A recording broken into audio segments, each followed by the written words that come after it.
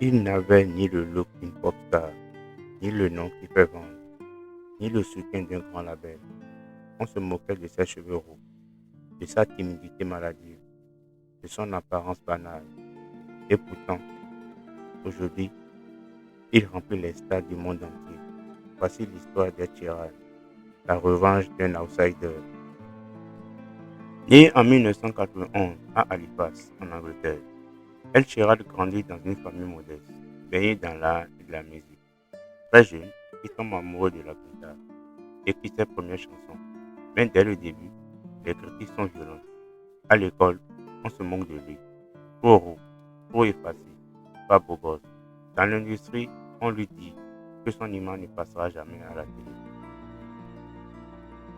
Tu n'as pas le look, t'as pas le profil, va écrire pour les autres. En 2008, il quitte la ville pour Londres. Il dort chez des amis, parfois même dans la rue. Il chante dans les bars, les petits clubs, les coins de rue. Chaque jour, il affronte le mépris des producteurs, l'indifférence du public. Mais il tient bon.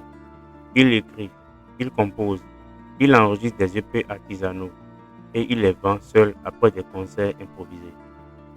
Alors que les maisons de disques l'ignorent, une autre voie s'ouvre, les réseaux sociaux. Il pousse des chansons, crée une communauté, touche des cœurs. Des artistes comme Example ou Jamie Foxx le remarquent. Foxx l'invite à dormir chez lui à Los Angeles. Il enregistre dans son studio. Petit à petit, l'industrie commence à ouvrir les yeux. En 2011 sort son premier album Plus. C'est un choc. Le Team explose les classements. Le garçon qu'on disait trop banal devient l'icône de toute une génération. Mais ce n'est que le début. En 2014, Ins arrive, puis Divise en 2017. Des tubes mondiaux comme Thinking Out Loud, Shape of You et Perfect. Mais le succès n'efface pas les blessures. Ed Sheeran lutte contre l'anxiété, la pression médiatique, la perte des proches. Il s'éloigne de la scène un temps, il doute, il souffre, et pourtant, il revient toujours, toujours plus fort, toujours plus vrai. Ed Sheeran, c'est l'histoire d'un garçon qu'on ne voulait pas écouter, d'un artiste qu'on jugeait trop ordinaire, d'un rêveur devenu roi sans jamais trahir son cœur.